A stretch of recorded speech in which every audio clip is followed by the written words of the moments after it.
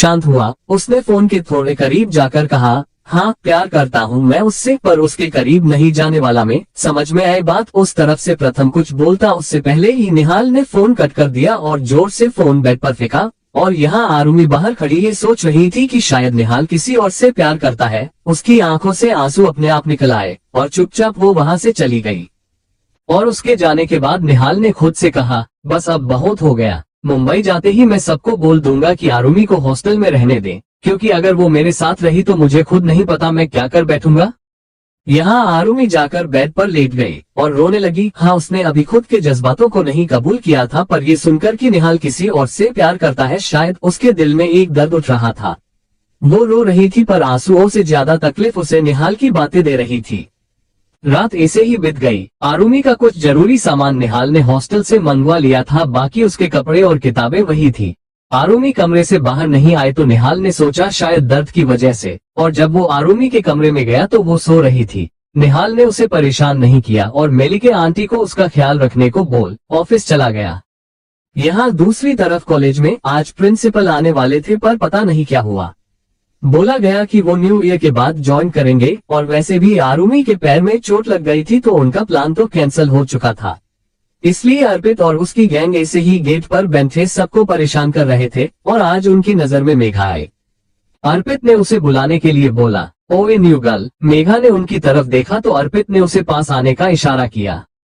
मेघा चुपचाप चली गई तो अर्पित ने कहा, एक काम है, कर दोगी ना। मेघा जानती भी ये सीनियर्स थे तो वो उनसे पंगा नहीं लेना चाहती थी। उसने हाँ में गर्दन हिलाई तो अर्पित ने कहा, तुम बोलती नहीं हो ना, तो चलो तुम्हारे लिए वैसा ही काम। ऐसे ही इशारे से आई लव यू बोलना है। मेघा उसकी बात सुन कुछ कहने को हुई कि अर्पित की नजर सामने से आते अंश पर पड़ी। उसने जल्दी से कहा, वो देखो, वो जो लड़का आ रहा है, उसे जाकर बोलो। मेघा ने भी उस तरफ देखा तो ये अंश था, और उसे देख मेघा को गुस्सा आ गया। उसे कल का अंश का बर्ताव याद था। वो ना कहने के लिए अपना मुंह खोलने को हुई कि अर्पित ने कहा, अगर एक भी लफ्ज बोला तो उसे किस भी करना पड़ेगा। मेघा ने अर्पित को हैरानी से देखा तो अर्पित ने उसे आगे जाने का इशारा किया। मेघा ना चाहते हुए भी अंश की तरफ बढ़ी। जारी है चैप्टर 246 मसूरी। मेघा अंश के सामने जाकर खड़ी हो गई। अंश ने उसे अपने सामने देखा तो भौहें उठाते हुए इशारे से ही उसे पूछा तो मेघा ने अपने हाथ से और उंगलियों के सहारे उसे आई लव यू बोला। अंश को कुछ समझ नहीं आया। उसने कंफ्यूज्ड होकर पूछा, क्या? तो कियान जो उसके साथ ही था, उसने अंश के कान में कहा, भाई शायद ये बोल नहीं सकती इसलिए इशारे में बोल रही है। अंश ने ये सुना तो उसने अपने हाथ को हिलाकर इशारे से पूछा, तुम नहीं बोल सकती। फिलहाल तो ये सच ही था कि मेघा नहीं बोल सकती थी, तो उसने हाँ में सिर हिलाया। उसके बाद फिर से वही आई लव यू का इशारा किया, पर अंश को लगा कि शायद वो कुछ समझाने की कोशिश कर रही है, तो वो ध्यान से उसके इशारे समझने की कोशिश करने लगा और उसने अपना थंब दिखाकर कहा, ओके। जैसे ही उसने ये बोला मेघा को लगा कि वो समझ गया है, इसका मतलब उसका टास्क पूरा हुआ। उसने हाँ में सिर हिलाया और वहां से भाग गई। अंश उसे ऐसे जाते देख बोला, अरे रुको, बट मेघा नहीं रुकी, वो वहां से दौड़ गई। ये देख अंश को कुछ समझ नहीं आया। वो भी चुपचाप अंदर चला गया और पास में उन दोनों को देख रहे अर्पित ने कहा, बड़ा मजा आएगा इनकी इस साइलेंट लव स्टोरी में। उसने एक शातिर स्माइल की और दोनों के पीछे चला गया। उसने जाकर अंश को आवाज लगाई, हेलो ब्रो। अंश ने जब आवाज सुनी, दोनों भाई रुक गए तो अर्पित ने उसके पास आकर कहा, यार क्या जवाब दिया तुमने उस लड़की को? अंश ने हल्की नाराजगी से कहा, कुछ समझ पाता उसके पहले तो चली गई वो, रुकने को बोला तो रुकी भी नहीं। अर्पित ने हंसते हुए कहा, अरे शर्मा गई होगी वो। अर्पित की बात सुन अंश और कियान दोनों ने एक दूसरे को देखा और फिर अर्पित की तरफ देखकर पूछा, क्यों? तो अर्पित ने कहा, अरे रे, तुम्हें उसकी बात समझ नहीं आई क्या? अंश ने नामे सिर हिला दिया तो अर्पित ने कहा, अरे वो पसंद करती है तुम्हें पहली बार देखते ही दिल दे दिया, पर बेचारी बोल नहीं सकती, पर उसने अपनी भाषा में समझा दिया इशारा करके। इतने में बेल बजी। अर्पित वहां से भाग गया और अंश उसकी बातों को सोचने लगा। उसे ऐसे सोचता देख कियान ने कहा, छोड़ा भाई, चल क्लास में चलते हैं। कियान उसे क्लास में ले गया और क्लासरूम में एंटर करते ही अंश की नजर सबसे पहले मेघा पर ही गई। उसे पता नहीं क्या सूझा, वो मेघा के पास ही बैठा जाकर, और जब मेघा की नजर उस पर गई तो वो मन में सोचने लगी, कैसा इंसान है, कल तक तो इसकी नजर तक नहीं गई मुझ पर, हेल तक नहीं की छोटी सी, और आज आई लव यू बोला नहीं कि आ गए लड़की के पीछे, बदतमीज कहीं का। यहाँ दूसरी तरफ आरुमी की आंख खुली। उसने वक्त देखा, 12 बज रहे थे। उसने अपना सिर पकड़ लिया। ये क्या, इतना लेट कैसे हो गया आज? वो धीरे धीरे अपने बेड से उठी, रेडी हुई और नीचे आई। मेलिके आंटी वही थी। उन्होंने आरुमी को देखकर कहा, आप क्यों नीचे आए? मुझे बुला लिया होता। आरुमी ने धीरे से कहा, नहीं आंटी, मैं बस अभी उठी तो सोचा नीचे ही चली आऊं, पर कोई बात नहीं, मैं वापस कमरे में ही जा रही हूँ। वो मुझे पैकिंग करनी है नहीं, तो सोचा देख लूं नीचे अगर कोई होगा तो। बस एक बैकपैक ही लूंगी मैं, बाकी सब तो मुंबई में है ही। मैं चलती हूँ आंटी। पता नहीं क्यों पर मेलिके आंटी को ऐसा लगा जैसे आरुमी बातें बनाकर उनके सवालों से बचकर चली गई हो। उन्हें कुछ समझ नहीं आया, पर उन्होंने कुछ कहा नहीं। वो काम में लग गई। अभी थोड़ी देर बीती थी कि उनका फोन बजा। उन्होंने फोन निकाला और देखा तो कॉलर आईडी पर निहाल बाबा लिखा हुआ था। मेलिके आंटी ने जल्दी से फोन उठाया और कहा, जी बाबा। तो सामने से निहाल ने पूछा, आरुमी उठ गई? मेलिके आंटी ने हाँ कहा तो निहाल ने पूछा, वो ठीक है ना? मेलिके आंटी ने अब आरुमी के कमरे की तरफ देखते हुए कहा, पता नहीं बाबा, ऐसा लगा जैसे वो बहुत परेशान है और कुछ छुपा रही हो। अभी थोड़ी देर पहले ही नीचे आई और मैं कोई सवाल ना पूछ लूं इसलिए थोड़ी सी बात की और चली गई। निहाल ने उनकी बात का कोई जवाब नहीं दिया, बस हम कहा और फोन रख दिया। उसने अपना ही सिर पकड़ लिया और परेशान सा खुद में ही बड़बड़ाया, क्या हुआ है तुम्हें आरू? कल से अजीब बिहेव कर रही हो। कोई प्रॉब्लम है तो बैठकर सॉल्व करते हैं ना, बात करके। इसे छुपाने से क्या हो जाएगा? निहाल परेशान सा अपनी जगह से उठा, अपना कोट पहना और बाहर निकल गया। तथ्य को ऑफिस में ही रहने को बोला और वो घर के लिए निकल गया। कुछ देर में जब घर पहुंचा तो श्लोक को भी वापस ऑफिस भेज दिया और जब अंदर आया तो देखा मेलिके आंटी कहीं जा रही थी। निहाल ने उन्हें देखा तो पूछा, आंटी कहाँ जा रही है आप? निहाल को इस वक्त वहां देख मेलिके आंटी ने जल्दी से कहा, माफ कीजिएगा निहाल बाबा, मैं आपको ही फोन लगाने वाली थी। घर से फोन आया है, मेरी एक दोस्त को हार्ट अटैक आया है, मुझे उसके पास जाना होगा। निहाल ने भी कहा, तब तो आपको जाना चाहिए, किसी भी चीज की जरूरत हो तो फोन कर सकती है आप। मैं श्लोक को कॉल करके बोल देता हूँ, वो आपको छोड़ देगा। मेलिके ने हाँ में सिर हिलाया और वो वहां से बाहर निकल गई। निहाल ने श्लोक को बोल दिया। दोपहर का वक्त था और कोई काम नहीं था। सारे सर्वेंट्स अपने क्वार्टर में थे। निहाल भी चुपचाप आरुमी के कमरे की तरफ बढ़ गया। कमरे में आया तो देखा आरुमी सो रही थी। निहाल को समझ नहीं आया, एक तो वो इतनी देर से उठी, उस पर भी वापस सो गई। वो जाकर आरुमी से थोड़ी दूरी पर बैठा और आरुमी की नींद भी ऐसे टाइम पर ही खुली, पर वो अब भी नींद में ही थी। उसकी नजर सीधा निहाल पर गई, पर आरुमी को ये सच नहीं लगा। उसने कहा, निहाल आप फिर से मेरे करीब है, पर अफसोस कि ये सिर्फ सपना है। आप क्यों आएंगे मेरे पास? आपके पास तो है ना आपकी जान, आपका वो बेनाम रिश्ता, और एक मैं हूँ जो सोच रही हूँ कि शायद मैं आपसे प्यार करने लगी हूँ। आरुमी ने फिर से अपनी आंखें बंद कर ली और अपने ऊपर ब्लैंकेट डाल दिया, और सामने बैठा निहाल ये सब सुनकर हैरान था। उसकी आंखें हैरानी से बड़ी हो गई थी। वो चुपचाप वहां से उठा और अपने आप में गुम अपने कमरे में चला आया। उसके कानों में बार बार आरुमी के कहे शब्द गूंज रहे थे। वो कमरे में आया और दरवाजा बंद कर लिया। उसके चेहरे पर अचानक एक बड़ी सी स्माइल आ गई और उसने खुद से ही कहा, इसका मतलब वो भी। वो अचानक से उन फोटोज की तरफ मुड़ा और आरुमी की फोटो को अपने हाथ में लेते हुए कहा, इसका मतलब तुम इसलिए परेशान हो क्योंकि तुम्हें लगा रहा है कि मैं किसी और से प्यार करता हूँ। उसने अपने ही बालों में आज फेरा। सच में उसके चेहरे की स्माइल जाने का नाम नहीं ले रही थी। उसे ऐसा लग रहा था जैसे वो उड़ रहा हो। निहाल की खुशी का कोई ठिकाना नहीं था। उससे अब रहा ही नहीं जा रहा था और एकदम से वो वापस पलटा और आरुमी के कमरे में आया। आकर आरुमी को उठाया और उसे कसके गले लगा लिया। बेचारी आरुमी जो उसके ये करने से एकदम से उठी, उसे लगा वो सपने में ही है। वो डर ही गई। उसने अवाक होकर पूछा, ये सपना है? निहाल ने उसे गले लगाए हुए ही कहा, नहीं। जैसे ही आरुमी ने ये सुना वो जैसे पूरे होश में आ गई हो। उसकी आंखें हैरानी से बड़ी हो गई। निहाल ने उसे गले लगा रखा था, वो भी सपने में नहीं। आरुमी जैसे थम सी गई। वो अब भी सदमे में ही थी और निहाल ने कहा, तुम पागल हो पूरी। आरुमी जिसे कुछ समझ ही नहीं आ रहा था कि हो क्या रहा है। निहाल ने उसे क्यों ऐसे गले लगा रखा है? उसने धीमे से पूछा, क्यों? उसके ये पूछते ही अचानक निहाल को होश आ गया। उसने मन ही मन सोचा, ये क्या किया तूने? उसे बताएगा क्या? खुशी खुशी में ये तो भूल ही गया कि उसे कुछ पता ही नहीं है। निहाल एकदम से उससे अलग हुआ और बहाना बनाते हुए इधर उधर देखते हुए कहा, वो तुम उठ नहीं रही थी तो बस फिक्र हो गई थी, पर ठीक है, तुम आराम करो और अपना सामान पैक कर लेना, कल सुबह की फ्लाइट है। निहाल ये बोलते बोलते ही फटाफट वहां से निकल गया और बेचारी आरुमी अब भी सोच रही थी कि आखिर हुआ क्या। यहाँ निहाल अपने कमरे में आया और तुरंत प्रथम को फोन लगाया। 2 रिंग के बाद प्रथम ने फोन उठा भी लिया। निहाल ने तुरंत कहा, सोच आज क्या हुआ होगा।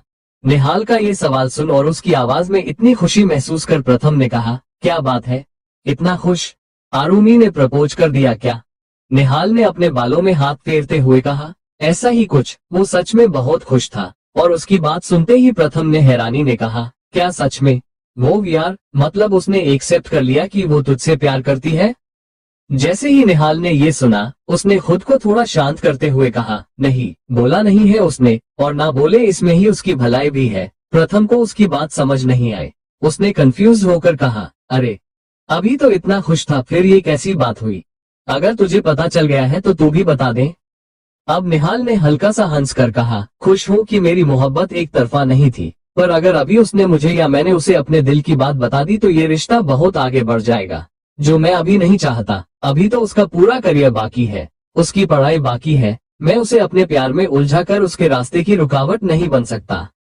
प्रथम ने अब एक गहरी सांस लेकर कहा, पागल है तू निहाल। ठीक है, मैं समझ रहा हूँ तेरी बात, पर तू अपनी साइड से खुद को रोक सकता है, उसकी साइड से तो नहीं ना। अगर वो बोल देगी तो मैं उसे वेट करने को कहूंगा, तब तक जब तक वो अपनी पढ़ाई पूरी नहीं कर लेती। वैसे भी पता है मुझे, कुछ नहीं बोलने वाली वो, डर लगता है उसे मुझसे। निहाल हंसने लगा तो प्रथम को भी हंसी आ गई। निहाल ने फिर कहा, सो रही थी, नींद में बोल गई, होश में कभी नहीं बोलेगी पता है मुझे। चल अब फोन रख, काम है थोड़ा, कल मुंबई जाना है, वहां जाकर अपने पापा को इस हालत में देख कैसे रिएक्ट करेगी सब सोचना पड़ेगा यार।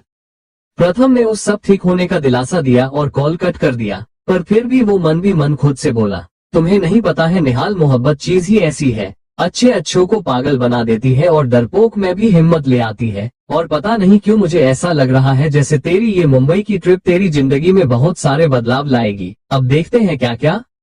Chapter 247 untitled chapter Mussoorie. दिन ऐसे ही बिता गया। अगली सुबह निहाल और आरुमी दोनों रेडी थे एयरपोर्ट जाने के लिए। अंश और कियान हॉस्टल से ही सीधा एयरपोर्ट आने वाले थे।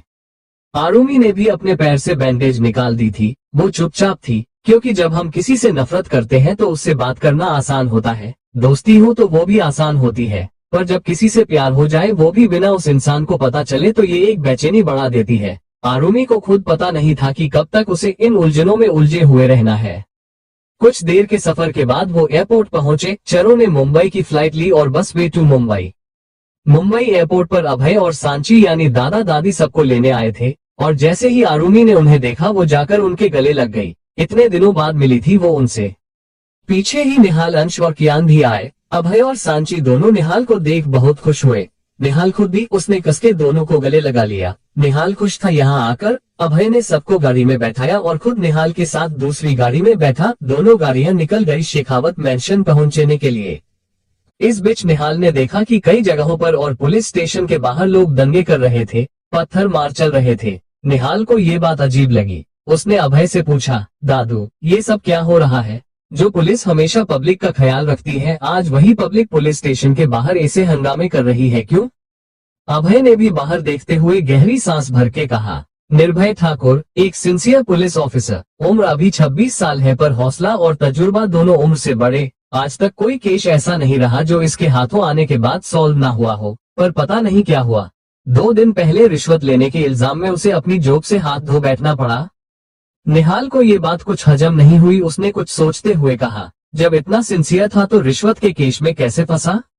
अभय ने फिर वैसे ही जवाब दिया, पता नहीं, बहुत से अंडरवर्ल्ड के लोग हैं जिन्हें उससे दिक्कत हो रही थी, उसके काम करने के ढंग से दिक्कत हो रही थी तो फंसा दिया। और उससे भी बुरी बात ये कि उसका खुद का पूरा स्टाफ करप्शन में डूबा हुआ है। सारे पुलिस ऑफिसर्स रिश्वत लेते हैं और जिस एक की वजह से उन्हें दिक्कत हुई उसे फंसा दिया। सारे सबूत निर्भय के खिलाफ है। उसका घर से बाहर निकलना मुश्किल कर दिया है पब्लिक ने इन 2 दिनों में। पता नहीं आगे क्या होगा। पता नहीं क्यों, पर निहाल को निर्भय के बारे में जानकर बुरा लगा। हाँ, भले ही वो कभी उससे मिला नहीं था, पर ये तो गलत ही था। और उसने एक गिल्ट के साथ कहा, लोगों का भी अलग ही है। अपना काम निकलवाने के लिए 100-200 का नोट पकड़ा कर निकल जाते हैं। जब पुलिस रिश्वत लेने के इल्जाम में फंसे तो सब उस पर हावी हो जाते हैं, और उसके पीछे उन्होंने जो किया वो सब भूल जाते हैं। हाँ, माना रिश्वत लेना गलत है, बहुत बुरी चीज है, पर ऐसे किसी को जीते जी मार देना। निहाल दूसरी तरफ देखने लगा तो अभय ने उसका कंधा थपथपाते हुए कहा, अगर तुम ऋषभ के बेटे नहीं होते तो तुम भी एक पुलिस ही बनते ना। निहाल ने फीकी मुस्कान के साथ कहा, क्या फायदा, ट्रेनिंग पूरी की, पढ़ाई पूरी की और रिजेक्ट किया भी तो क्या बोलकर कि मैं एक ऐसे इंसान का बेटा हूँ जिस पर कई केस है, मैं एक गैंगस्टर का बेटा हूँ। इससे तो अच्छा ही है कि मैं बिजनेसमैन हूँ, वहाँ मुझसे कोई पूछता नहीं है कि मेरे पिता कौन थे। अभय समझ रहा था इस वक्त निहाल कैसा महसूस कर रहा था। उसने ज्यादा कुछ बोलना ठीक नहीं समझा और चुप ही रहा। कुछ देर में वो लोग घर पहुंचे जहां सब बाहर ही खड़े इंतजार कर रहे थे। अंश, कियान और आरुमी पहले पहुंच चुके थे और उनके साथ खड़े थे और निहाल और अभय बाद में पहुंचे। निहाल को देख सबकी खुशी का ठिकाना नहीं था। वो आगे आया तो सांची ने खुद उसकी आरती उतारी, उसे तिलक किया और घर के अंदर ले आए। सबने उसे गले लगाया, उससे प्यार किया, उससे मिले।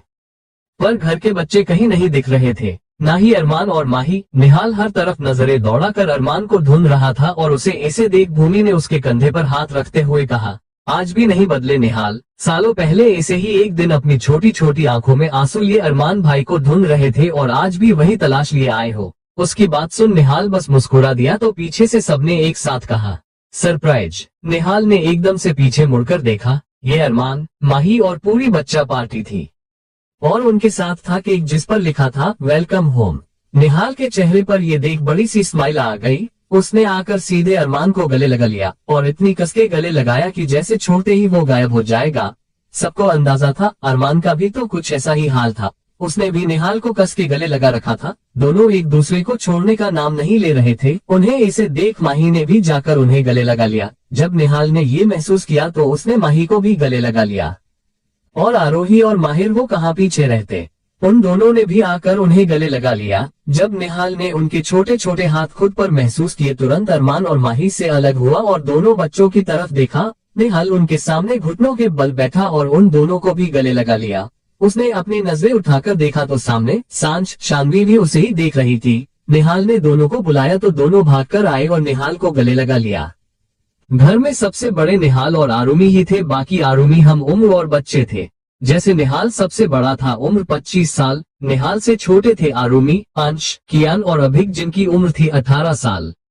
इनसे छोटा था अभिमन्यु जिसकी उम्र थी 15 साल। अभिमन्यु से छोटे थे आरोही, माहिर, सांझ और शानवी, उम्र थी 11 साल और सबसे छोटे थे अविनाश और कृति, उम्र थी 10 साल। अब आरव और कांची थे नहीं तो अभिक और कृति भी नहीं आ पाए। वो लोग बाद में आने वाले थे, पर यहाँ बड़ी सी फैमिली, द शेखावत फैमिली मौजूद थी। सबसे मिलने के बाद अरमान निहाल को केक कट करने के लिए ले आया और निहाल को केक काटने को कहा। उसने केक कट किया और सबको खिलाया। आरुमी को ये सब थोड़ा अजीब लग रहा था। ये केक काटना नहीं, पर सब यहाँ थे और आर्यन और उसके दोनों भाई अभिमन्यु और अविनाश यहाँ नहीं थे। ये उसने भूमि से पूछा, मम्मा पापा कहाँ है? तो भूमि ने जल्दी से बात बदलते हुए कहा, पहले केक खा लो फिर सवाल। आरुमी ने फिर सवाल किया, अच्छा पर छोटे और अभी कहाँ है? आरुमी की बात सुन सब अपने आसपास देखने लगे। भूमि ने इधर उधर देखते हुए कहा, अभी कुछ देर पहले तो यही थे, कहाँ चले गए? आरुमी अभी सोच ही रही थी कि शायद कुछ गड़बड़ है और अचानक किसी ने उसके मुंह पर केक मारा। आरुमी एकदम से डर के 2 कदम पीछे हुई कि पीछे से कोई चिल्लाया, भाव। आरुमी और ज्यादा डरी और इस बार आगे हुई तो सामने से किसी ने उसके मुंह पर आटे से भरी प्लेट दे मारी। आरुमी बेचारी बीच में खड़ी हो गई। वो पूरी तरह डरकर घबरा रही थी और अचानक उसके कानों में किसी के खिलखिलाहट की आवाज आई। उसने अपनी आंखों पर से मुश्किल से वो आटा और केक साफ किया कि उसकी नजर 2 लड़कों पर गई जो उसे देख हंस रहे थे। उन्हें ऐसे देख आरुमी खिंच गई। उसने चिल्लाकर झल्लाते हुए कहा, मैं छोड़ूंगी नहीं तुम दोनों को। और वो उन दोनों के पीछे भागी और वो दोनों सीढ़ियों की तरफ। उन्हें ऐसे देख पीछे से भूमि ने चिल्लाकर कहा, ये क्या कर रहे हो तुम तीनों? अभी तो मिले हो और शुरू हो गए। अरे शर्म लड़कों, कुछ तो लिहाज रख लो। पर तीनों ही नहीं रुके और बस उनकी पकड़ पकड़ाई चल रही थी। उन्हें ऐसे देख सबको हंसी आ रही थी और अरमान ने निहाल के पास आते हुए कहा, निहाल तुम थोड़ी देर आराम कर लो, इनका ऐसे ही चलने वाला है और ये रोज का था। पहले आरुमी यहाँ से चली गई थी तो जैसे बच्चों ने मस्ती ही छोड़ दी थी। आज वो आए हैं तो ऐसे तो ये लोग शांत नहीं होने वाले। तुम जाओ, फ्रेश हो जाओ। निहाल ने मुस्कुराकर हाँ में सिर हिलाया और आरोही और माहिर उसे कमरा दिखाने ले गए, साथ में शानवी और सांझ भी। और उन्हें जाता देख अभय ने कहा, सालों बिता गए, बहुत कुछ बदला, पर एक चीज जो आज भी वैसी ही है तो वो है निहाल का तुम्हारे लिए प्यार। पहले भी वो घर में आते ही तुम्हें ढूंढता था और आज भी घर में आते ही उसकी नजरें सिर्फ तुम्हें ही ढूंढती है। उसकी बात सुन अरमान और माही दोनों मुस्कुराए तो सांची ने दोनों से पूछ लिया, तो क्या तुम दोनों निहाल से बात करोगे शादी के लिए? दोनों ने भूमि की तरफ देखा तो भूमि ने हाँ में सिर हिलाया और ये देखते हुए वहां मौजूद सौम्या और शिवांगी दोनों ने एक साथ कहा, शादी किससे? तो भूमि ने मुस्कुरा कर कहा, कल निहाल का बर्थडे है ना, पता चल जाएगा। उसने अपनी आई विंक की और सब जैसे समझ गए हो। वो वही खड़े कल के लिए प्लेन बनाने लगे और इतनी देर में विराट और करण भी घर आ गए, पर तब तक बच्चे तो जा चुके थे अपने अपने कमरों में, इसलिए उन्होंने ने भी परेशान नहीं किया। वैसे तो सब एक साथ शेखावत मेंशन में नहीं रहते थे, यहाँ बस अभय, सांची, उनके 2 बेटे और उनकी फैमिली रहती थी। विराट के दादा दादी जो बनारस में रहते थे उन्हें गुजरे कई साल हो चुके थे, पर वो और करण अपनी फैमिली को नहीं टूटने देना चाहते थे, इसलिए करण, विराट और उन दोनों के बीवी बच्चे साथ रहते थे। 4-5 साल पहले एक हादसे में दिया और हर्षद की डेथ हो गई। उसके बाद से आरव और कांची थी वापस इंदौर शिफ्ट हो गए थे और अब कभी कभार ही मुंबई आते थे, जब कोई त्योहार हो या कोई फंक्शन हो तब, या फिर छुट्टियों में ही सब एक साथ इकट्ठा होते थे। यहाँ आरुमि, अभय और अभी भागते हुए एक कमरे में चले आ गए थे और इतनी देर से भागते भागते आरू भी थक चुकी थी। वो वही काउच पर बैठ गई अपना सिर लगाकर और उसके आजू बाजू अभय और अभी तीनों हौंफ रहे थे। कुछ सेकंड ऐसे ही रहे और फिर एक दूसरे को घूरा और अचानक ही तीनों एक साथ हंस दिए। लगभग 2 महीने बाद मिल रहे थे दोनों भाई। आरुमि से परेशान करना तो बनता था और यहाँ निहाल अपनों के बीच अपने माहौल में आकर खुश था, पर पता नहीं क्यों उसके दिमाग से एक नाम नहीं निकल रहा था, निर्भय ठाकुर। कौन है ये निर्भय ठाकुर? क्या उसका कोई कनेक्शन है निहाल से, या कोई कनेक्शन बनने वाला है दोनों का? जारी है चैप्टर 248। झुकी नजर मुंबई। रात हो चुकी थी और सांची ने सबको खाना खाने नीचे बुला लिया था। आरुमि भी चेंज करके नीचे आ चुकी थी। उसने अब तक आर्यन को नहीं देखा था। उसने नीचे आते ही कहा, मम्मा पापा कहाँ? पर उसके बात पूरी करने से पहले ही भूमि समझ गई कि आरुमि क्या कहना चाहती है, तो उसके बोलने से पहले भी भूमि ने कहा, बाद में, पहले जाओ निहाल को बुला लाओ, खाना खाने जाओ। उसकी बात सुन आरुमि चीड़ गई। वो निहाल को बुलाने तो चली गई पर बड़बड़ाते हुए, हद है, हाँ माना जलन नहीं करनी है, ये उसकी भी फैमिली है तो क्या उसी के पीछे लगे रहेंगे सब? मेरे सवाल का कोई जवाब ही नहीं दे रहा है, सब बस निहाल निहाल निहाल कर रहे हैं। अरे भाई, मैं भी इसी घर की बेटी हूँ, कहीं से उठाकर थोड़ी लाए हैं मुझे। आरुमि ऐसे ही बड़बड़ाते हुए निहाल के कमरे में पहुंच गई और दरवाजा बंद कर लिया। शायद वो भूल गई थी कि वो निहाल के कमरे में आए हैं उसे बुलाने। आरुमि जाकर बेड पर लेटी अपने पैर जमीन पर लटका कर ही और सीलिंग को घूरते हुए बोलने लगी, माना वो मुझसे बड़ा है तो सबका लाडला है, पर मुझे ऐसे उसके पीछे भूल जाना सही है क्या? आने दो निहाल को, एक तो वैसे ही कोई भाव नहीं दे रहा और एक ये पता नहीं कहाँ गायब है। आरुमि ऐसे ही बड़बड़ा रही थी और अचानक उसे किसी के हंसने की आवाज आई। उसने अचानक हंसने की आवाज सुनी तो एकदम से उठ बैठी और उसकी नजर सीधा बाथरूम के दरवाजे पर खड़े निहाल पर गई और एक बार फिर आरुमि जैसे अपनी जगह पर जम सी गई, क्योंकि निहाल ने सिर्फ लोअर पहना हुआ था। पर निहाल इससे बेखबर उसके पास आया और हंसते हुए ही बोला, मैंने बोला था तुम्हें दिक्कत होगी, तब तो बड़ी डिंगे हाँक रही थी। मैं बच्ची थोड़ी हूँ जो जलन होगी। अब क्या हुआ बच्चे, जलन हो रही है? उसे ऐसे खुद का मजाक उड़ाते देख आरुमि का चेहरा सख्त हो गया। उसने बेड से एक तकिया उठाया और सीधा निहाल के मुंह पर दे मारा। निहाल ने तकिया उठाया और उसे घूरा। इतने में आरुमि ने दूसरा तकिया फेंका। निहाल ने 2 कैच करके साइड में फेंक दिया तो आरुमि ने उस पर और तकिए फेंके और एक एक कर सारे तकिए निहाल पर फेंके, पर निहाल ने सारे कैच कर लिए। अब आरुमि के पास कुछ नहीं था तो निहाल ने बड़े ही ताव के साथ कहा, अब क्या करोगी? आरुमि ने एक बार फिर उसे घूरा और जैसे ही तकिया लेने के लिए उसकी तरफ लपकी के निहाल ने उसके दोनों हाथ पकड़ लिए। दोनों ही संभल नहीं पाए और सीधा बेड पर गिरे। अब बेड पर आरुमि और आरुमि के ऊपर निहाल था। आरुमि इस वक्त जरा गुस्से में थी और निहाल को उसे ऐसे देख उस पर बड़ा प्यार आ रहा था। निहाल को ऐसे खुद को देखता पाकर आरुमि को इरिटेशन हो रही थी। उसने दूसरी तरफ अपना चेहरा करना चाहा कि निहाल ने उसकी ठुड्डी पकड़कर उसका चेहरा अपनी तरफ किया। आरुमि को उसका ऐसे खुद को छूना बेचैन कर गया। उसने धीरे से अपनी पलकें उठाकर निहाल की नजरों में देखा, जिसमें उसके लिए असीम प्यार पाया। निहाल उसे बड़े प्यार से देख रहा था। उसने अपना सिर झुकाया और आरुमि की गर्दन को अपने होठों से छू लिया। उसके होठों की तपिश अपने शरीर पर महसूस करते ही आरुमि का पूरा शरीर सिहर उठा। उसने अपनी आंखें बंद कर ली और पूरा शरीर जैसे उसके प्यार की तपिश में धधक रहा हो। निहाल उसकी गर्दन पर अपने होंठ चलाने लगा और आरुमि अपनी बेचैनी, अपनी उस पहली छुअन के एहसास में मग्न हो रही थी।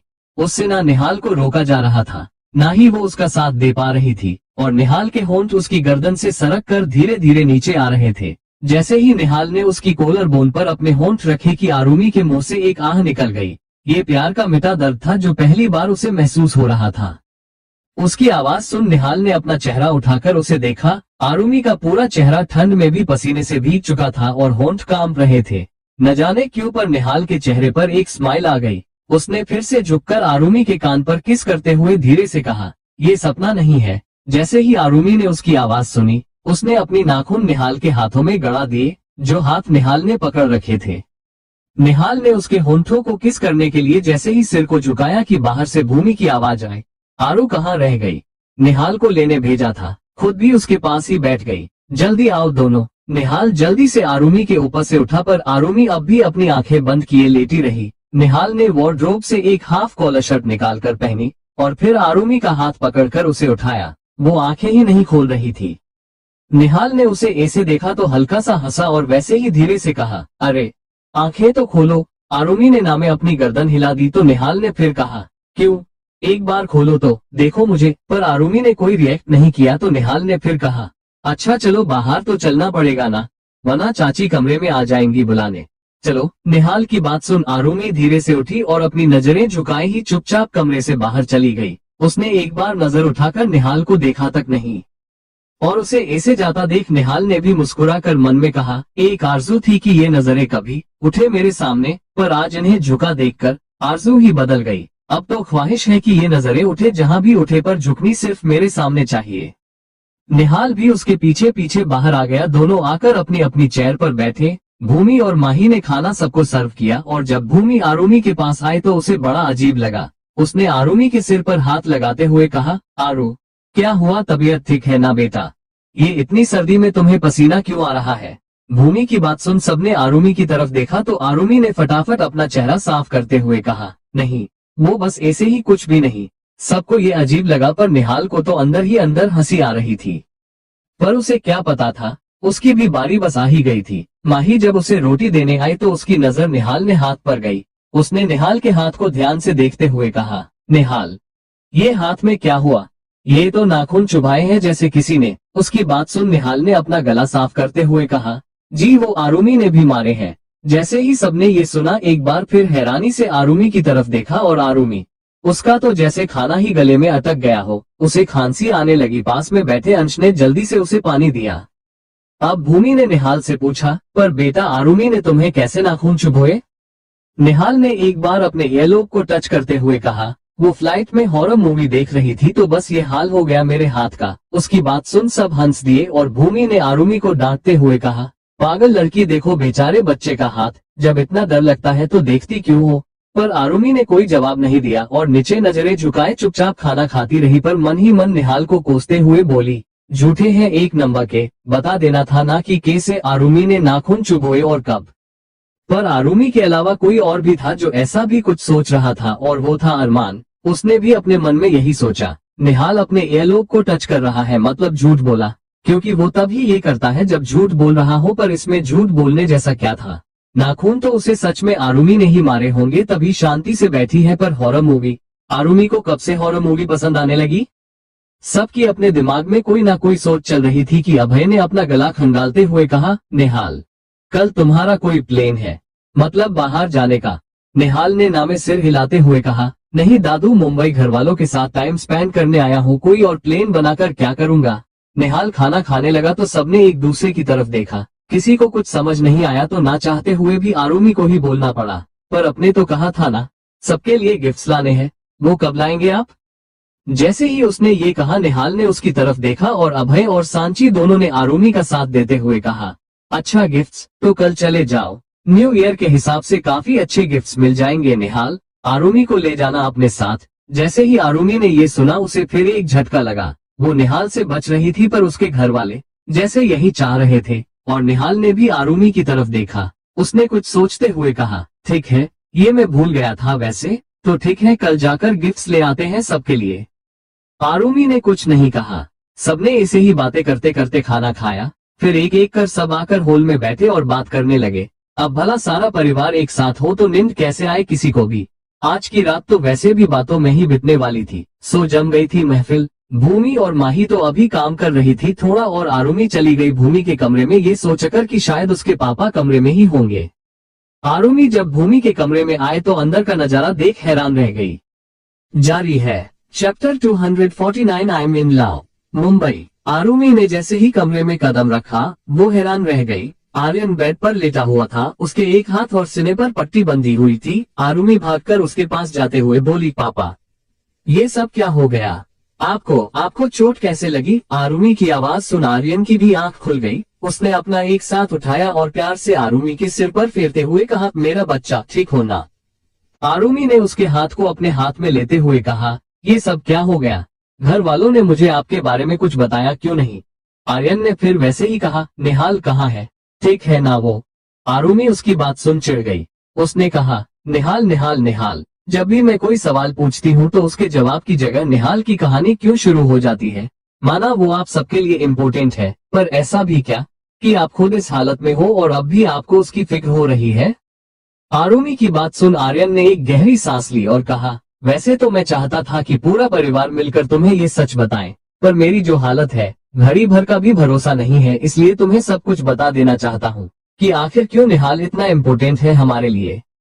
आर्यन की बात सुन आरुमी जरा शांत हुई और इतने में पीछे से भूमि भी आ गई। उसने कुछ कहा नहीं, बस आकर आरुमी के माथे पर हाथ फेरा और उसके पास बैठ गई। तो आर्यन ने आगे कहना शुरू किया, आरुमी तुम्हें पता तो है कि निहाल हमारा खून नहीं है, वो हमारे परिवार का हिस्सा जरूर है पर फिर भी कोई खून का रिश्ता नहीं है हमारा। पर निहाल हमारी लाइफ में कैसे आया? इस कहानी की शुरुआत हुई थी आज से 38 साल पहले।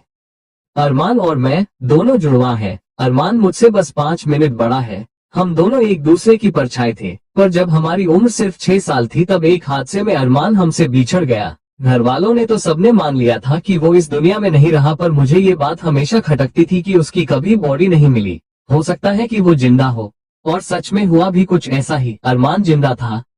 20 साल बाद वो मुझे वापस मिला और घर वालों से भी मिला। उसने बताया कि वो इतने सालों से एक फैमिली के पास रहता था और उन्हीं के बेटे ऋषभ शेखावत का बेटा था निहाल। निहाल के पापा एक गैंगस्टर थे, गैरकानूनी काम करते थे। निहाल जब 2 साल का था तब मैंने ही उसके पिता का एनकाउंटर किया था और तब तो मुझे अरमान मिला भी नहीं था। अरमान तब से ही निहाल को संभालता आया है, इसलिए निहाल भी अरमान को अपने पिता के रूप में ही देखता था। कभी उसने अरमान को चाचू नहीं कहा था। पर जब तुम 2 साल की थी तब ऋषभ वापस आया। उसने भूमि को मारने की कोशिश की, उसी की वजह से तो तुम्हें और मुझे 4 साल भूमि से दूर रहना पड़ा था। पर फिर मैंने सोच लिया था कि अब ऋषभ को बचने नहीं दूंगा, अब उसे मारकर ही रहूंगा।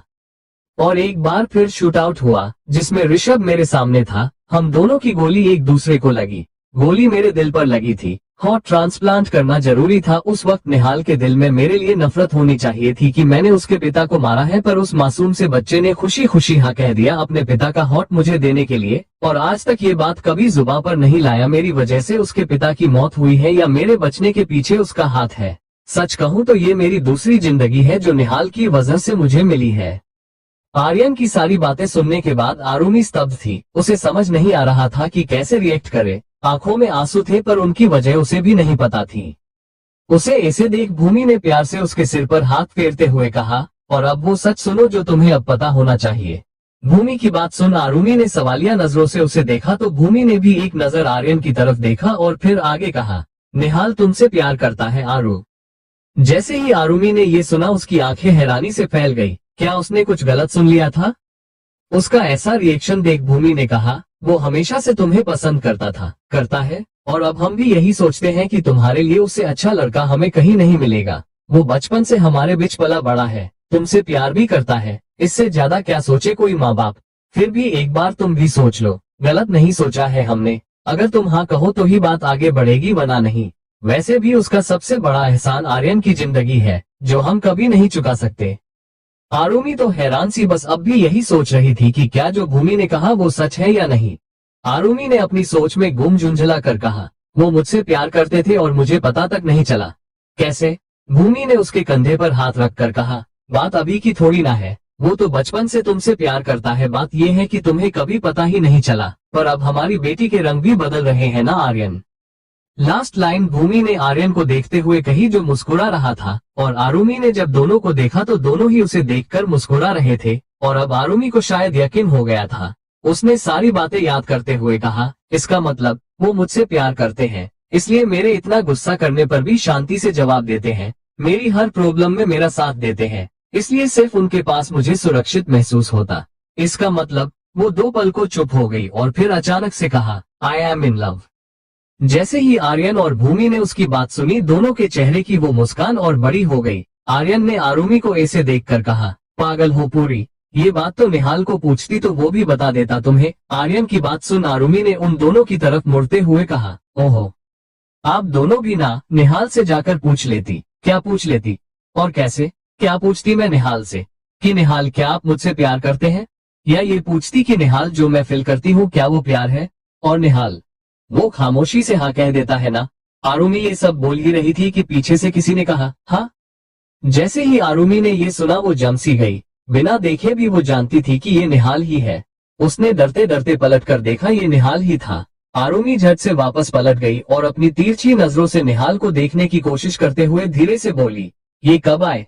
भूमि ने अब हंसते हुए कहा, जब अपने प्यार का इजहार कर रही थी, बस तभी। आरुमी की आंखें और बड़ी हो गई।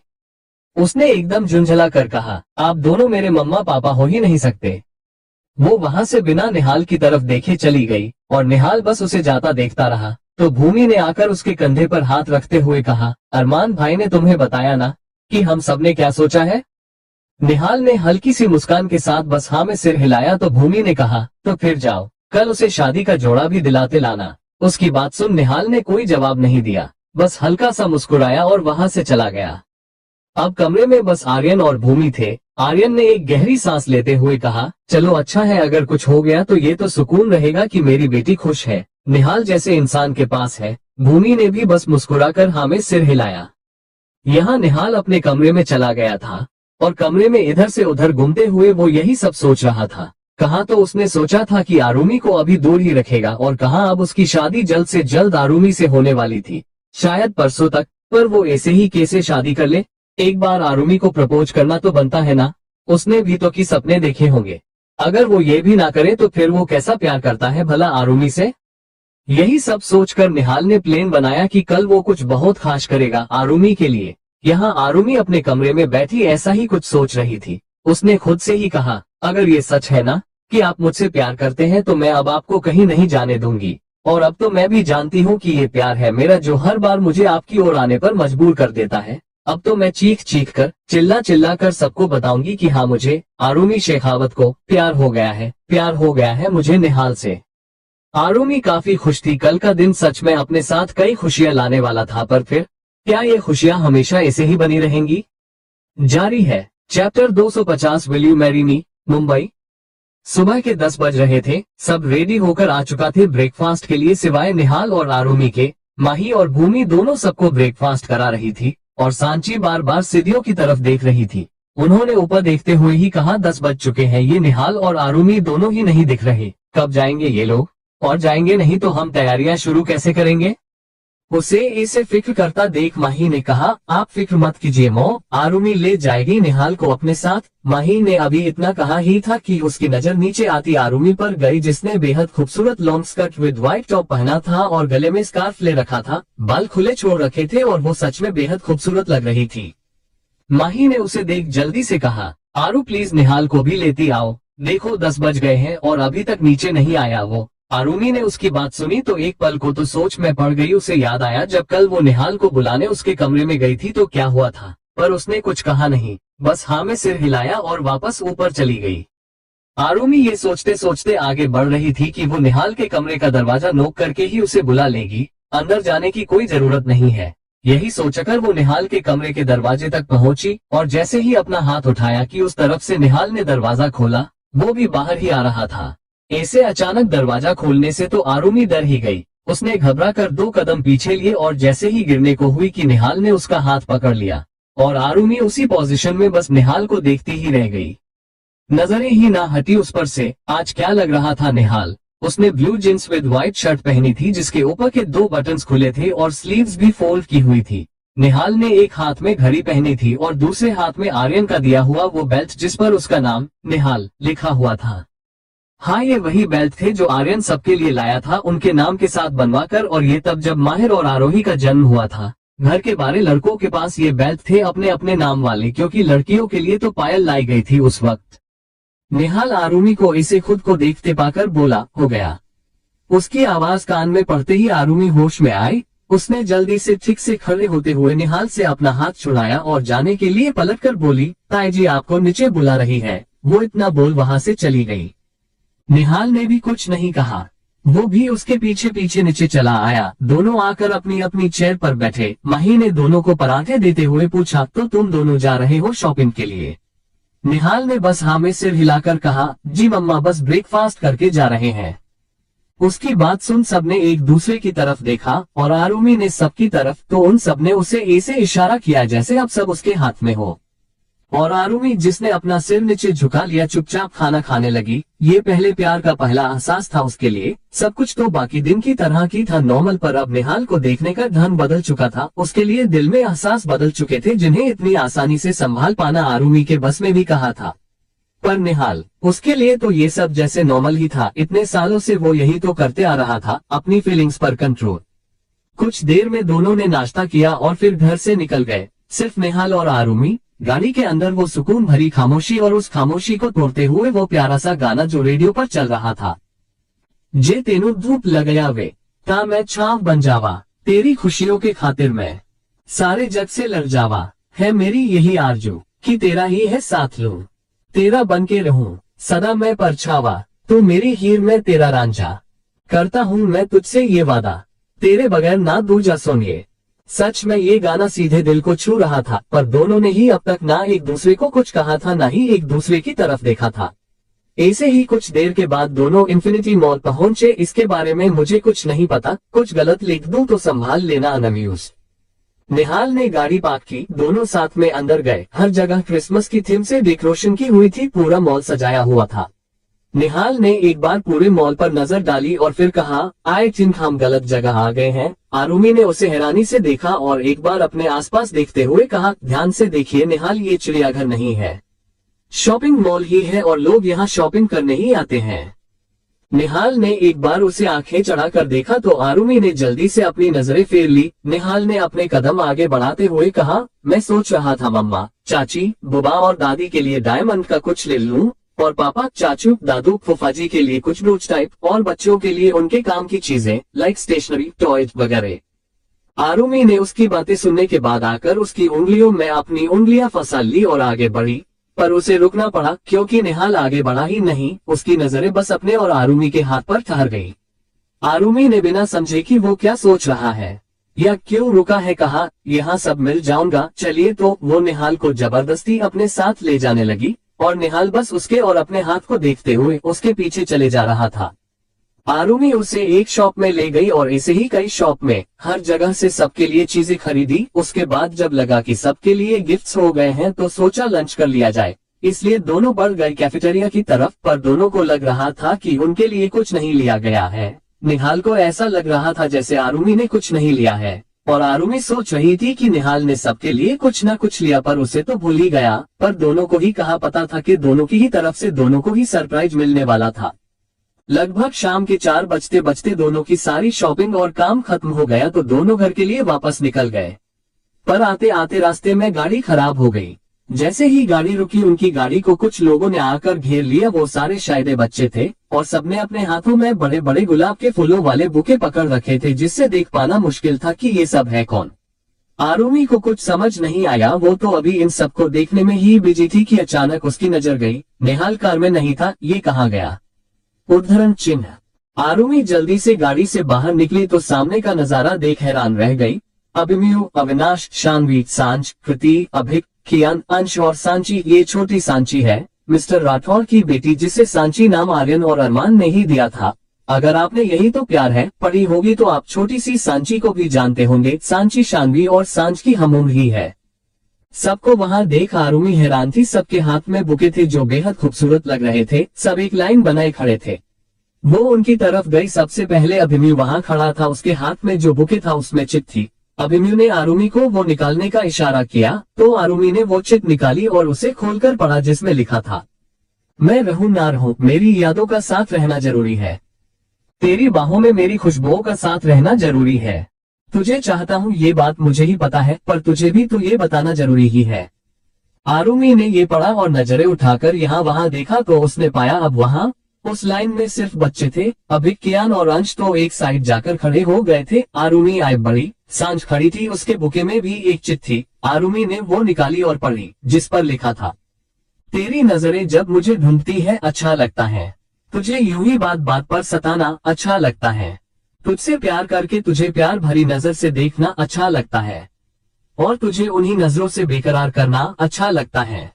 आरुमी के चेहरे पर मुस्कान तैर गई। वो जल्दी से आगे बढ़ी और शानवी के बुके से चिट निकाल कर पढ़ने लगी जिस पर लिखा था, रुको रुको, तुम्हारा बेचैन होना लाजिमी है, पर मेरा भी तो सोचो, तुम तो हो ही झल्ली सी, पर मेरा हाल ए दिल भी तो सोचो।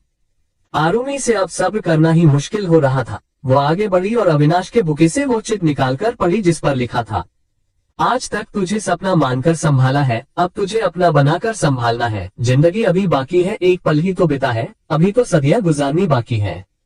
आरुमी आगे बढ़ी, सांची के पास आए, उसके बुके में भी एक चिट थी। आरुमी ने वो निकाली कर पढ़ी जिस पर लिखा था, चलो तुम्हारी बेचैनी थोड़ी कम करते हैं, हाले दिल अपना हम भी जरा तेरे संग करते हैं, थोड़े और कदम बढ़ाओ, तुम तो हो ही डरपोक, देख लो प्यार का इजहार कैसे हम करते हैं। आरुमी आगे बढ़ी, उसने कृति के बुके से वो चिट निकाली जिसमें लिखा था, और आखिर में मोहब्बत हो गई है तुमसे, इस मोहब्बत को निभा पाओगी क्या, दिल लगाया नहीं मैंने पहले कभी, इस दिल को संभाल पाओगी क्या, उद्धरण चिन्ह। आरुमी की आंखों में आंसू थे और होठों पर बेशकीमती मुस्कान। हाँ वो खुश ही थी, पर ये आंखों से आंसू क्यों बह निकले उसे भी नहीं पता। उसने इधर उधर नजरें घुमाई निहाल को ढूंढने के लिए, पर वो कहीं नहीं था। आरुमी ने अब उन तीनों की तरफ देखा। उन तीनों ने बुके नीचे रखे और अपने हाथों में कार्ड उठाकर आरुमी के सामने कर दिया। तीनों कार्ड पर एक एक वर्ड लिखा था। एक पर विल, दूसरे पर यू लिखा था और तीसरे पर मैरी लिखा था। आरुमी ने तीनों को देख हैरानी से वो पढ़ा, विल यू मैरी, और इतने में वो तीनों वहां से हट गए और उनके पीछे निहाल एक कार्ड लिए खड़ा था जिस पर लिखा था मी, उद्धरण चिन्ह। ये देख आरुमी की आंखें हैरानी से बड़ी हो गई और वहां खड़े सब ने एक साथ कहा, से यस और नो।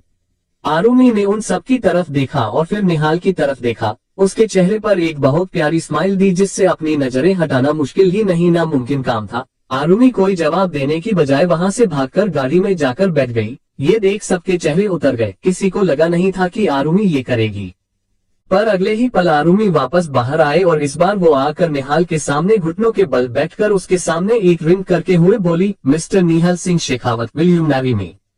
जैसे ही सबने ये सुना वो हुटीन करने लगे और निहाल उसने अपने एक हाथ से अपनी आईब्रो को टच किया। फिलहाल दोनों कुछ इस तरह के लग रहे थे और आप सबने निहाल की तरफ देखा। अंश ने निहाल से कहा, निहाल भाई लकी हो, आप पहले ऐसे इंसान होंगे जिसे एक लड़की प्रपोज कर रही है। कियान ने भी उसका साथ देते हुए कहा, हाँ भाई हाँ बोल दो, ऐसा मौका बार बार नहीं आता, फिर तो यही झुकाएगी आपको अपने सामने, आज मौका है। चैप्टर 25,121 की नहीं है मुंबई। जैसे ही सबने ये सुना वो हंस दिए। निहाल खुद भी, अभिक और अंश तो अब उन दोनों की वीडियो बनाने लगे और आरुमी ने एक बार फिर निहाल की आंखों में आंखें डालकर कहा, I say again mister Nihal Shekhawat, will you marry me. Nihal ने अब उसे प्यार से देखते हुए कहा, यस, और ये सुन सब फिर से हुटीन करने लगे। आरुमी ने खुशी के साथ वो रिंग निहाल के हाथ में पहनाई और निहाल जो रिंग लाया था उसने वो आरुमी के सामने करते हुए कहा, मैं तुम्हारे साथ अपनी पूरी जिंदगी बिता सकता हूँ बिना थके बिना रुके, ये वादा है, पर तुम भी एक वादा करो कि तुम सिर्फ मेरी रहोगी, शादी भी मुझसे करोगी और तुम्हारे प्यार पर भी सिर्फ मेरा हक होगा। आरुमी ने निहाल के हाथों को अपने हाथों में कसते हुए कहा, वादा रहा।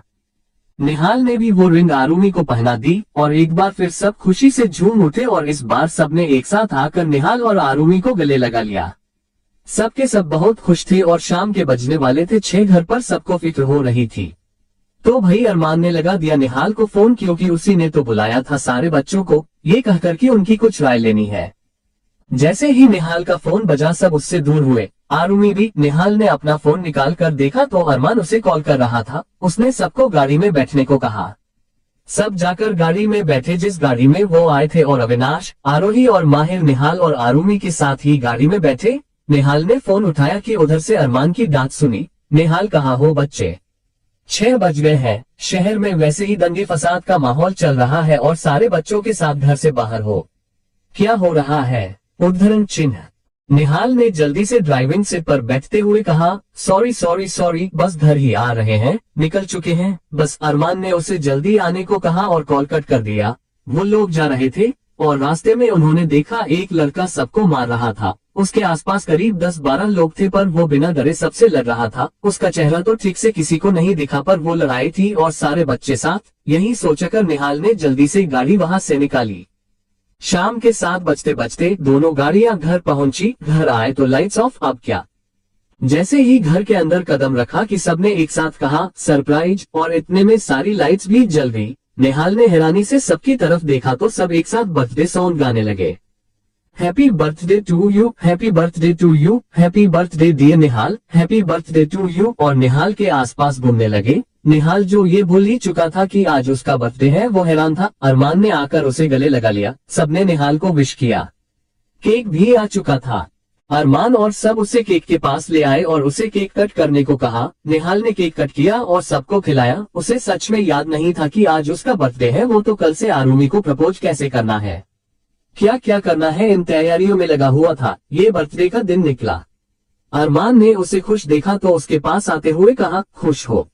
निहाल ने एक स्माइल के साथ हाँ में सिर हिलाया तो अभय ने निहाल के सामने आते हुए कहा, तब तो हमारा तोहफा तुम्हें और अच्छा लगेगा। तोहफा? निहाल ने कंफ्यूज्ड होकर पूछा तो अभय ने एक छोटा सा बॉक्स उसकी तरफ बढ़ा दिया। निहाल ने वो बॉक्स हाथ में लेते हुए पूछा, इसमें क्या है? उसे एक्साइटेड देख अभय ने मुस्कुराकर कहा, खोलकर देखो। निहाल ने हाँ में सिर हिलाया और उस छोटे से बॉक्स के ऊपर से रिबन उतारी और उसे खोला। उसमें एक चाबी थी, किसी घर की शायद, और वो चाबी एक की चेन के साथ थी जो बेहद खूबसूरत था। निहाल ने उस चाबी को अपने हाथ में लेकर कहा, ये किसी लिए? कहाँ की है ये? उद्धरण चिन्ह। अभय ने अब उसके कंधे को थपथपाते हुए कहा, ये चाबी है तुम्हारे घर की, तुम्हारे विला की। निहाल ने हैरानी से उसे देखा, मेरे घर की चाबी मतलब? उद्धरण चिन्ह। अभय ने अब अरमान की तरफ देखा तो अरमान ने निहाल से कहा, हमेशा कामों में उलझे रहते हैं, सबके लिए कुछ न कुछ करते रहते हो, तो हमने तुम्हारे लिए तुम्हारा घर बनाया है जो सिर्फ तुम्हारा है। निहाल ने उस चाबी को एक बार फिर से देखते हुए कहा, पर इसकी क्या जरूरत थी पापा? मैं कौन सा आपसे अलग रहता हूँ? जहाँ आप है वही तो मैं हूँ, फिर क्यों? अरमान ने उसे समझाते हुए कहा, नहीं निहाल, ये दुनिया है, हर एक के लिए वक्त निकलते निकलते जब थक जाओगे तो निहाल से कहेगा। निहाल शेखावत को वक्त दे दिया, एक बिजनेसमैन को वक्त दे दिया, एक फैमिली मैन को वक्त दे दिया, पर मेरा वक्त कहाँ है?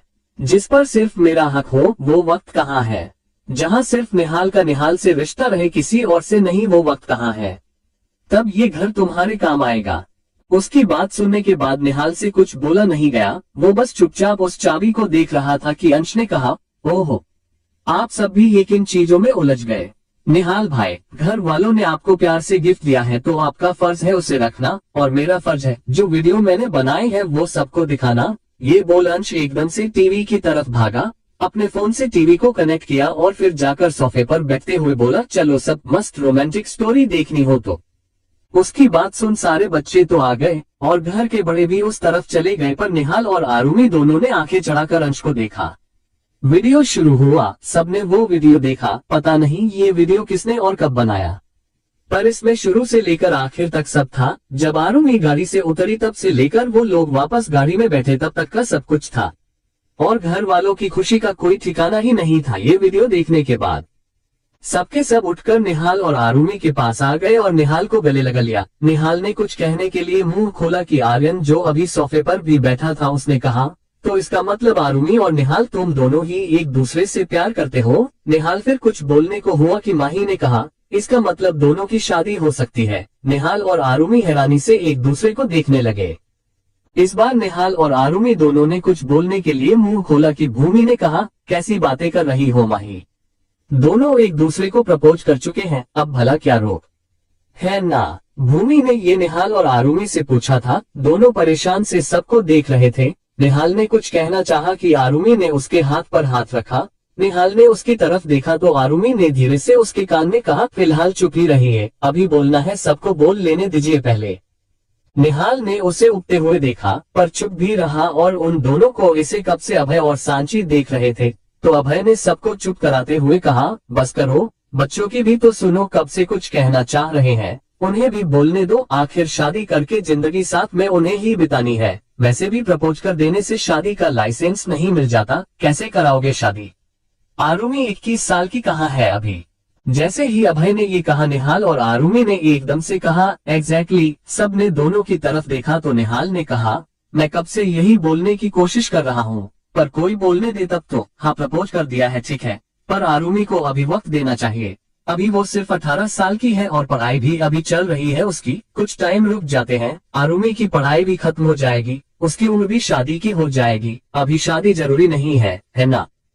सांची ने उससे तरेलते हुए कहा, ना बाबा, देखो निहाल, अपने ख्याल अपने पास रखो, बड़ों के मामलों में मत बोलो। मैं खुद 19 साल की थी जब अभय से शादी हुई। माही और भूमि की एज भी ऐसी ही रही थी। तुम तो शुक्र मनाओ कि दोनों की मर्जी से शादी हो रही है, वरना हम सबके साथ तो जबरदस्ती ही हुई है। सब सांची की बात में हाँ में हाँ मिलाने लगे तो बेचारा निहाल आरुमि को और आरुमि उसे देखने लगी। दोनों को समझ नहीं आया कि ऐसे में क्या बोला जाए, और इतने में किसी के हंसने की आवाज आए।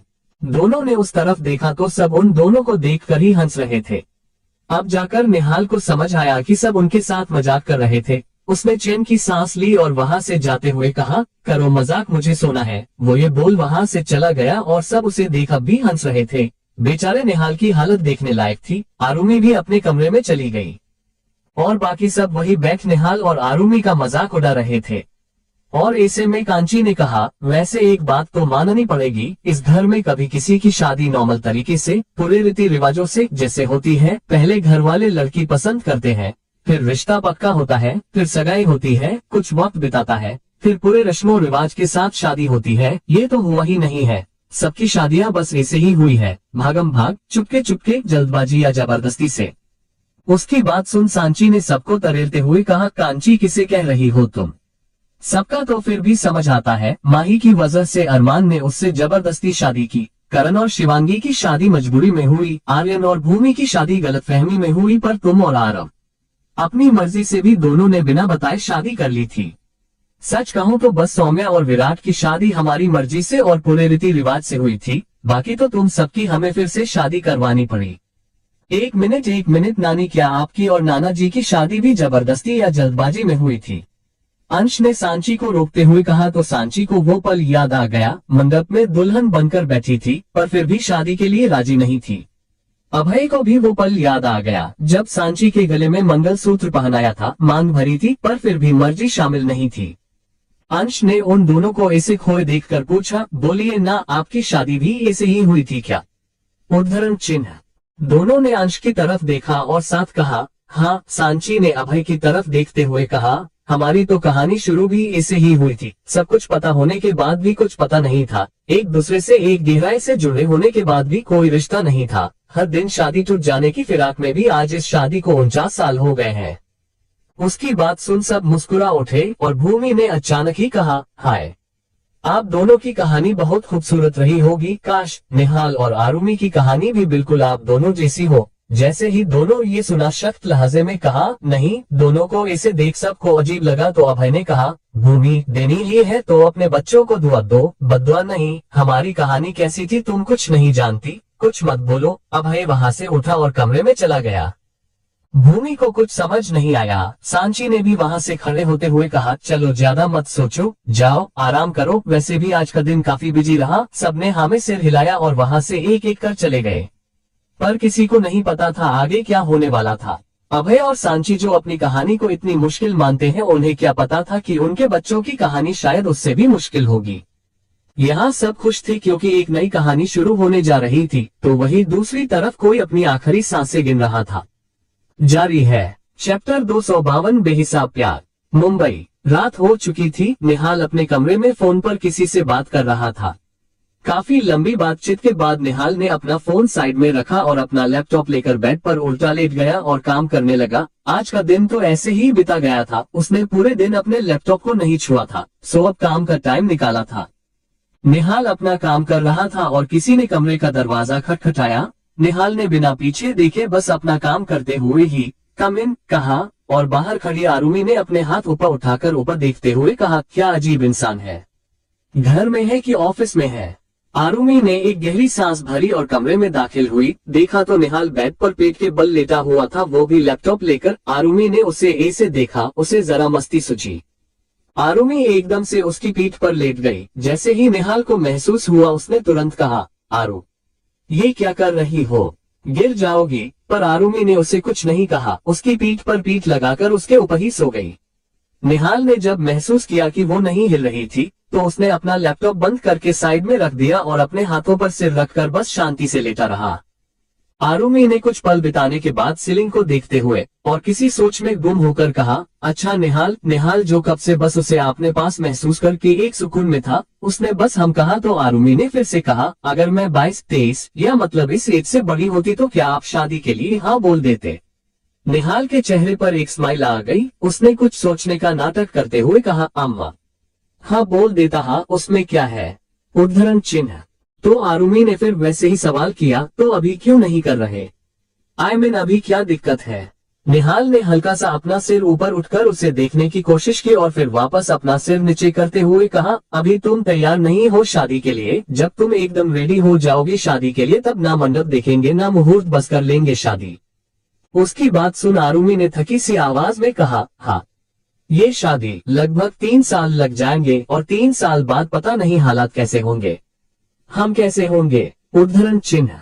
आरुमी अचानक से निहाल की पीठ पर ही सीधी हो गई। निहाल की पीठ उसके सीने से लगी हुई थी और आरुमी ने उसकी गर्दन में हाथ डालकर बैलेंस बना रखा था और वो बोली, निहाल इमेजिन कीजिए 3 साल बाद मैं मासूम सी लड़की, आप शहर के सबसे बड़े डॉन, मेरी आंखों में आंसू आपके हाथ में गन, आपकी आंखों में गुस्सा मेरे दिल में दर्द, और ऐस बड़ी ही हमारी शादी की सिर्फ हम राजी, सब हमारे खिलाफ और हम सब के साथ, कितना मजा आएगा ना। उसकी बात सुन निहाल ने उगते हुए कहा, लिसन ये सब ना सिर्फ मूवीज में अच्छा लगता है, रियल लाइफ में एक अच्छे परिवार के बच्चों की शादी ग्रैंड वेडिंग होती है और मैं चाहूंगा कि हमारी शादी भी कोई फिल्मी तरीके से नहीं बल्कि अच्छे से पूरे परिवार के साथ हो, उनके आशीर्वाद से हो। वैसे भी अगर एक पल को मैं तुम्हारे पागलपन में तुम्हारा साथ देकर मान भी लूं कि शायद हमारी शादी वैसे होगी जैसे तुमने सोचा तो भला परिवार क्यों खिलाफ होगा। पूरा परिवार हम दोनों से इतना प्यार करता है, सबके लाडले हैं हम, वो भला हमारे खिलाफ कैसे हो सकते हैं। और इन सब बातों के परे सब हो सकता है, चाहे मैं डॉन हो सकता हूँ, चाहे हमारी शादी अलग तरीके से हो सकती है, चाहे घरवाले हमारी शादी के खिलाफ हो सकते हैं, पर तुम और मासूम ये कभी नहीं हो सकता मिस शेखावत। निहाल हल्का सा हंसा तो आरुमी ने उसके कंधे पर चपेट मारी और निहाल के कंधे पर अपना सिर रखकर कहा, होने को तो कुछ भी है सकता है, क्या पता आप मुझे धोखा दे दो बीच रास्ते में। वो ये बोल हंसने लगी पर निहाल को उसकी ये बात चुभ गई। उसने एकदम से उठते हुए आरुमी को बेड पर गिरा दिया और झटके से उसके ऊपर आ गया। उसके अचानक ये करने से आरुमी डर ही गई। उसने हैरानी से अपनी आंखें बड़ी करके निहाल को देखा और निहाल ने उसके चेहरे के बेहद करीब अपना चेहरा ले जाकर कहा, एक बात हमेशा याद रखना आरुमी, आगे चलकर भले ही हमारा कल कैसा भी हो, पर मेरा प्यार हमेशा बेहिसाब था और ऐसा ही रहेगा। ना मैं खुद कभी तुम्हें छोड़कर कहीं जाऊंगा और ना ही तुम्हें कभी कहीं जाने दूंगा, सो आज के बाद ये बात दोबारा कभी मत बोलना। निहाल की आंखों में वो गहराई और उसकी वो सर्द आवाज सुनने के बाद आरुमी तो क्या, पर उसकी जगह कोई और भी होता तो कुछ नहीं बोलता। वो चुप भी रही। निहाल का चेहरा उसके चेहरे के बेहद करीब था तो उसने ही अपना चेहरा दूसरी ओर कर लिया। निहाल ने ये देखा तो उसके ऊपर से उठ गया और जैसे ही जाने को हुआ कि आरुमी ने उसका हाथ पकड़ के खींचा, निहाल उसके पास ही लेट गया। तो आरुमी ने कहा, अभी तो कहा कि कभी नहीं छोड़ोगे और अभी ही जा रहे हो, उद्धरण चिन्ह। आरुमी ऐस बड़ी ही नजरों से उसे देख रही थी कि निहाल से रहा नहीं गया। वो उसके पास ही लेट गया। उसने आरुमी की तरफ करवट ली और अपने एक हाथ के सहारे अपने सिर को थोड़ा ऊपर ही रखा और बस शांति से आरुमी को देखने लगा। तो आरुमी ने प्यार से उसके गाल पर अपना हाथ रखते हुए कहा, आपसे डर भी लगेगा ना तो आंखें खोलकर सवाल करूंगी, पर आपसे मुंह कभी नहीं मोड़ूंगी। निहाल को उसकी बातें, उसका ऐसे खुद को छूना, सब कुछ एक अलग ही सुकून दे रहा था। पता नहीं क्यों पर ये सुकून था जैसे आखिरी रात का। निहाल ने आरुमी के चेहरे को प्यार से देखते हुए उसके चेहरे को अपने हाथों से छुआ और आरुमी वो जैसे निहाल के छूने भर से पिघल रही थी। उसकी आंखें बार बार बंद हो रही थी, खुल रही थी। जब निहाल ने कुछ देर तक कुछ भी नहीं किया तो आरुमी ने खुद ही अपने दोनों हाथों में उसका चेहरा थाम लिया और उसके माथे पर अपने होंठ रख दिए। निहाल ने अपनी आंखें बंद की तो आरुमी ने उसके चेहरे को हल्का सा अपने चेहरे पर झुकाया और उसके गालों को चूम लिया। फिर उसकी नाक पर हल्का सा किस किया, उसकी ठुड्डी पर अपने होंठ रखे और फिर होंठों की तरफ अपने होंठ बढ़ाए पर 1 इंच के फासले पर रुक गई। निहाल को अपने होठों पर उसकी गर्म सांसों का एहसास हो रहा था। उसने अपनी आंखें खोली तो देखा आरुमी की आंखें बंद है और आरुमी ने भी उसी पल अपनी आंखें खोली। दोनों की नजरें मिली। निहाल ने आरुमी के होंठों पर नजर डाली और धीरे से झुककर उसके होंठों पर अपने होंठ रखे। अपने होंठों पर उसके होंठों की तपिश महसूस करते ही आरुमी ने आंखें बंद कर ली और हाथ निहाल के बालों में चले गए। निहाल ने अपने होठों को हल्का सा खोला और उसके होठों को अपने होठों में भर लिया। वो चुम रहा था आरुमी के होठों को, कभी हल्के से बाइट करता तो कभी फिर से सक सक करता और आरुमी चुपचाप बस उसे वो करने दे रही थी जो वो कर रहा था, क्योंकि वैसे भी निहाल के हिसाब से तो आरुमी को किस करना आता ही नहीं था। निहाल ने उसके होठों को आजाद करते हुए भी हल्के से अपने दांतों में दबाया जिससे आरुमी के मुंह से हल्की सी आह निकल गई। निहाल के होंठ उसके होठों से हटकर उसके गले तक आ गए और वो बस एक ही जगह पर लगातार किस करता रहा जिससे आरुमी के गले में हिक्की बन गई थी। उसे किस करते हुए निहाल ने महसूस किया आरुमी के हाथ उसकी लोअर बैक पर थे और वो एक्साइटेड हो रही थी। निहाल एकदम से उसके ऊपर से हटा और एक झटके में ये होने की वजह से आरुमी भी होश में आई। उसने जल्दी से अपना चेहरा दूसरी ओर कर लिया। उसे भी एहसास हुआ कि वो क्या करने जा रही थी। आरुमी ने अपने मुंह से मुश्किल से आवाज निकालते हुए कहा, आई एम सॉरी। वो खुद भी घबरा गई थी। ये उसके लिए भी तो पहली बार था। निहाल ने इसे देखा तो उसे शांत करने के लिए और उसका ध्यान इन सब से हटाने के लिए कहा, अगर इसे ही घबराओगी तो हमारी शादी को 3 साल नहीं 30 साल लग जाएंगे। आरुमी ने हैरानी से उसकी तरफ देखा। निहाल आरुमी के पास थोड़ी सी दूरी बनाकर वापस लेट गया और सेलिम की तरफ देखते हुए कहा, तुम अभी सिर्फ 18 साल की हो। तुम्हारे मन में ये ख्याल आना, तुम्हारा ध्यान भटकना लाजमी है क्योंकि तुम्हारी उम्र ही ऐसी है। इसलिए चाहता हूँ कि हमारी शादी अभी ना हो। तुमसे दूर भी इसलिए रहता हूँ, मैं अपने आप पर काबू नहीं रख सकता और मेरे करीब आने के बाद तुम्हारा पेशेंस भी खत्म हो जाता है और हम दोनों के लिए अभी ये सही नहीं है, जानती हो ना। निहाल ये बातें उसे काफी शांति से समझा रहा था, जो आरुमी को समझ भी आ रही थी। उसने बस हम कहा तो निहाल ने आगे कहा, जब तक तुम अपनी पढ़ाई पूरी नहीं कर लेती तब तक हम वैसे ही रहेंगे जैसे हम रहते थे, दोस्त बनकर एक दूसरे के करीब, पर सिर्फ दोस्त होने की लिमिट तक। ना तुम उससे आगे मेरे करीब आओगी, ना मैं तुम्हारे, और तुम अपना पूरा फोकस अपनी पढ़ाई पर लगाओगी। और फिर जब शादी का वक्त आएगा तो बड़ी धूमधाम से पूरे परिवार के आशीर्वाद के साथ बिना किसी गुस्से या मजबूरी के खुशी से शादी करेंगे और एक दूसरे को अपनाएंगे, समझी। आरुमी ने एक हल्की सी स्माइल के साथ बस हम कहा तो निहाल ने फिर से कहा, पर इन सब के बीच एक बात हमेशा ध्यान रखना, मैं तुमसे दूर हो सकता हूँ पर अलग नहीं, चाहे 3 साल की दूरी हो या 3 जन्म की। मैं तुम्हारे पास आऊंगा क्योंकि मेरा वजूद हो तुम। आरुमी ने पास पड़े कुशन को उठाया और उसे अपने गले से लगा लिया और निहाल के कंधे पर सिर रखकर अपनी आंखें बंद कर ली। वो अंदर तक इस सुकून को अपने अंदर भर लेना चाहती थी, क्योंकि आज जो हुआ उसके बाद निहाल उसे इतना करीब नहीं आने देगा, ये आरुमी जानती थी। निहाल ने भी उसे कुछ नहीं कहा और इसे ही एक दूसरे के करीब दोनों को ही कब नींद आ गई पता भी नहीं चला। यहाँ आर्यन, जिसे आरुमी को देखने का दिल कर रहा था, वो अपने कमरे से उठकर बाहर चला आया आरुमी को देखने, पर जब उसके कमरे में गया तो आरुमी कमरे में थी भी नहीं। आर्यन को फिक्र हुई, इतनी रात को भला आरुमी कहाँ जा सकती है। वो बाहर निकला वापस और जा ही रहा था कि अरमान उसे दिख गया। अरमान ने भी उसे देखा और उसके पास जाते हुए कहा, आर्यन इतनी रात को बाहर क्यों निकला कमरे से? कुछ चाहिए था तो आवाज लगा देता, क्या हुआ है? आर्यन ने आरुमी के कमरे की तरफ इशारा करते हुए कहा, अरमान आरू कमरे में नहीं है, इतनी रात हो गई है, पता नहीं कहाँ है। उद्धरण चिन्ह। अरमान ने ये सुना तो उसे भी अजीब लगा। वो कुछ बोलते बोलते रुक गया जब उसकी नजर निहाल के कमरे पर गई। दरवाजा खुला था और कमरे की लाइट भी जल रही थी। अरमान ने आर्यन को उस तरफ इशारा करते हुए कहा, निहाल के कमरे की लाइट अब भी जल रही है, शायद वहाँ हो। दोनों उस तरफ बढ़ गए और निहाल के कमरे का दरवाजा खोलकर देखा तो निहाल और आरुमी दोनों काफी सुकून से सो रहे थे। आर्यन और अरमान ने एक दूसरे की तरफ देखा। दोनों को इतने सुकून से सोते देख अरमान और आर्यन के चेहरे पर भी मुस्कान फैल गई। दोनों कुछ पल खामोशी से बस उन दोनों को देखते रहे। उसके बाद आर्यन ने कहा, मुझे लगता है निहाल और आरुमी को मसूरी वापस चले जाना चाहिए। यहाँ जितना ज्यादा रुकेंगे उतना ज्यादा खतरा बढ़ेगा दोनों पर। अरमान ने उसकी बात में सहमति जताई और कहा, हम मुंबई का माहौल वैसे भी ठीक नहीं है। निहाल और आरुमी इन सब से दूर रहे, उसी में सबकी भलाई है।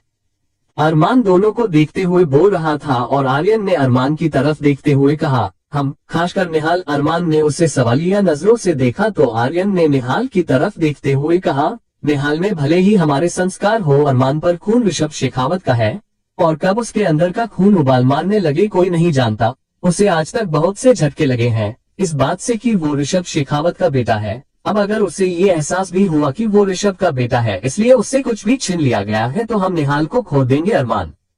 अरमान ने उसकी बात सुन एक गहरी सांस भरते हुए कहा, निहाल में हमारे संस्कार है, उसने मुझे अपना पिता माना है और मैं ही उसका पिता हूँ। अगर कभी मुझे निहाल को खोना भी पड़ा तो मैं ये बात पूरे विश्वास के साथ कह सकता हूँ कि वजह निहाल खुद कभी नहीं होगा। पर खैर मैं चाहूंगा भी नहीं कि ऐसा कुछ हो। कल बात करूंगा निहाल से, देखूंगा कब वापस जा रहा है वो मसूरी। बच्चों के कॉलेज भी मिस हो रहे हैं। आर्यन ने हाँ में सिर हिलाया और दोनों कमरे से बाहर चले आए। अरमान ने दरवाजा बंद किया। आर्यन अपने कमरे में चला गया और अरमान अपने कमरे में। जारी है चैप्टर 253 सरप्राइज। मुंबई। ये एक हॉस्पिटल था। एक डॉक्टर करीब 50-51 के करीब उम्र रही होगी उनकी। वो एक रूम के बाहर खड़े थे और दरवाजे से एक आश लगाए बस एकटक उस रूम के अंदर देख रहे थे। रूम के अंदर कोई था मशीनों के बीच घिरा हुआ। शायद अंदर जो कोई भी था उसकी हालत बहुत खराब थी। बाहर खड़े उस आदमी ने दरवाजे पर हाथ रखते हुए कहा, तुम जैसे इंसान को नहीं छोड़ा इन लोगों ने तो मैं इन लोगों को नहीं छोड़ूंगा। देखना इनके सामने एक ऐसे इंसान को खड़ा करूंगा जो इनके खिलाफ तो होगा पर ये चाहकर भी उसे मिटा नहीं पाएंगे। मेरे बच्चे का ये हाल किया है उन ईमानदार पुलिस ऑफिसर्स ने। इसी ईमानदारी से एक एक से बदला ना लिया तो मेरा नाम भी जगदीप ठाकुर नहीं। ये एक अंधेरा कमरा था। बाहर से आती हल्की रोशनी उस शख्स पर गिर रही थी जो कमरे के अंदर खड़ा था। हाथ में गन और आंखों में एक अलग सा जुनून और गुस्सा लिए वो शख्स अपने सामने खड़ी लड़की को देख रहा था। सामने कोई और नहीं आरुमी थी। जैसे वो बहुत रोई हो, आंखें भी अब सुर्ख हो चली थी। उसने अपना हाथ बढ़ाकर लाचारी के साथ कहा, तुम अलग नहीं हो मुझसे। मैं आज भी बेपनाह मोहब्बत करती हूँ तुमसे। पूरी दुनिया ही तुम्हारे खिलाफ क्यों न हो पर मैं तुमसे तब भी प्यार करूंगी निहाल। पर सामने खड़े उस शख्स पर कोई असर ही नहीं हो रहा था। जैसे उसने चिल्लाकर कहा, मैं निर्भय हूँ। मर चुका है तुम्हारा निहाल, मर चुका है। और अचानक गोली चलने की आवाज के साथ ही आरुमी की नींद टूटी। वो एकदम से उठकर बेड पर बैठ गई। पूरा चेहरा पसीने से भीगा हुआ था। उसने घबराहट में अपने सिर पर हाथ रखते हुए कहा, ये कैसा सपना था निहाल। उसने एकदम से अपने पास देखा, निहाल वहां नहीं था। आरुमी और ज्यादा डर गई। वो जैसे ही उठने को हुई कि बाथरूम से बाहर निकल रहे निहाल ने उसे पुकारा, आरू। जैसे ही आरुमी ने उसे देखा उसकी जान में जान आई। वो उठी और भागकर जाकर निहाल को गले लगा लिया। निहाल भी उसे ऐसे देख उसके चेहरे को छूकर बोला, आरू क्या हुआ, इतनी घबराई हुई क्यों हो, कोई सपना देखा? उद्धरण चिन्ह। आरुमी ने उसे और कसके गले लगाते हुए बस नामे सिर हिला दिया। निहाल समझ रहा था पता नहीं उसके साथ क्या हुआ पर वो डर गई थी।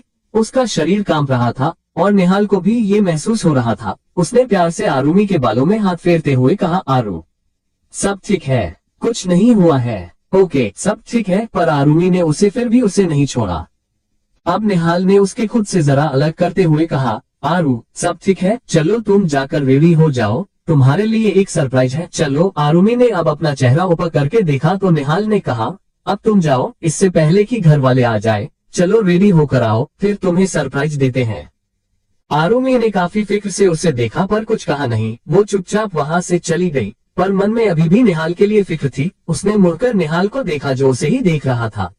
निहाल ने उसे आंखों ही आंखों से अपनी पलकें झपकाकर सब ठीक होने का इशारा किया तो आरुमी आगे बढ़ गई। उसने खुद से ही मन में कहा, ये कैसा सपना था, क्या मतलब है इस सपने का, और कौन है ये निर्भय? नहीं नहीं, मुझे इतना नहीं सोचना है, बस एक सपना ही तो था। आरुमी जैसे तैसे खुद को समझाकर अपने कमरे में दाखिल हुई तो देखा बेड पर एक बैग रखा था। आरुमी ने जाकर देखा तो उस बैग की ड्रेस और कुछ और सामान भी था और एक चिट। आरुमी ने निकालकर उस चिट को देखा जिसमें लिखा था, आंखें तरस गई है तुम्हें इंडियन ड्रेस में देखने को, कभी पहनती ही नहीं हो, हमेशा बस jeans T shirt jacket top यही सब पहनती हो, पर तुम्हें नहीं पता तुम दुपट्टे के साथ जब ड्रेसअप होती हो तो बेहद खूबसूरत लगती हो। सो आज नो वेस्टर्न ड्रेसअप जो दिया है उसे पहनकर जल्दी से रेडी होकर नीचे आओ। निहाल। आरुमी ने वो चिट फोल्ड करके अपने पास रख ली और रेडी होने चली गई। कुछ ही देर में वो रेडी होकर नीचे आ गई तो देखा सारे फैमिली मेंबर्स रेडी थे और सबने रेड कलर के कपड़े पहने थे। किसी ने रेड साड़ी पटियाला सूट या गाउन पहना था तो जेंट्स में किसी ने रेड शर्ट कुर्ता या टी शर्ट अपनी थी। आरुमी सबको देख हैरान थी, पर बाकी सब भी आरुमी को देखकर हैरान ही थे, क्योंकि आरुमी सबसे अलग लग रही थी। उसने सफेद रंग का अनारकली सूट पहना था और साथ में रेड कलर का नेट का दुपट्टा, कानों में मिरर वर्क वाले झुमके, माथे पर छोटी सी काली बिंदी, पैरों में पायल पहनी हुई थी और हाथों में भी आर्टिफिशियल सिल्वर बैंगल्स जिसमें छोटे छोटे घुंघरू थे। बाल तो थे ही हल्के कली से, जिन्हें खुला छोड़ रखा था और वो सच में बेहद खूबसूरत लग रही थी। भूमि ने तो उसे देखकर अपने मुंह पर हाथ ही रख लिया। आरुमी नीचे आए तो भूमि ने उसकी बधाई लेते हुए कहा, आरू, सच में आज मुझे लग रहा है कि मेरी 2 बेटों के साथ एक बेटी भी है। उनकी बात सुन आरुमी ने मुंह बना लिया तो भूमि ने उसे गले लगाते हुए कहा, कितनी प्यारी लग रही हो, पता है किसी की नजर न लगे जाए। आरुमी बस मुस्कुराई तो सांची ने भी आकर अपनी आंखों के कोने से काजल निकालकर उसके कान के पीछे लगाते हुए कहा, बेहद खूबसूरत लग रही हो, किसी की नजर न लगे हमारी बच्ची को। ये सुनकर आरुमी बस मुस्कुरा दी। बात ये थी कि आरुमी को माही जैसी आदत थी, वेस्टर्न के साथ वो स्कार्फ भले ही संभाल ले, पर ये बड़े बड़े दुपट्टे और लड़कियों की तरह सजना संवरना उसे पसंद नहीं था। कभी कभार ही वो ऐसे रेडी होती थी, वो भी तब जब घर वाले उसे डांटते, पर आज बिना किसी के कहे ही वो खुद से इतनी अच्छे से तैयार हुई थी कि किसी की नजर ही नहीं हट रही थी उससे। आरुमी ने अब सबकी तरफ देखते हुए कहा, आप सबने ये रेड कलर के कपड़े क्यों पहने हैं और सब ऐसे रेडी होकर यहाँ क्यों खड़े हो?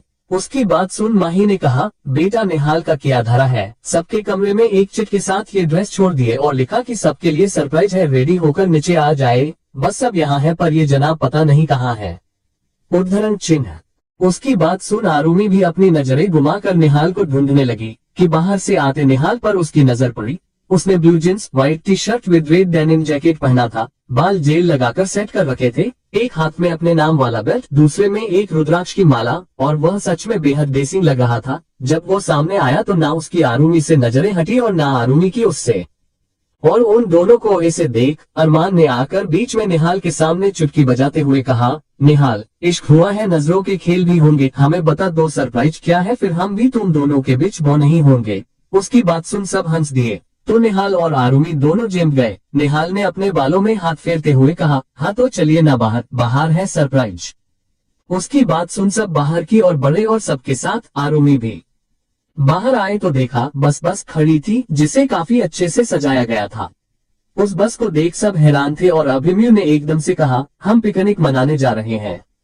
और निहाल ने खुशी से उसके गाल खींचते हुए कहा, अरे वाह मेरे शेर, वेरी इंटेलिजेंट। निहाल ने बस की तरफ बढ़ते हुए कहा, चलो चलो चलो, देर हो रही है, सारे बस में बैठो।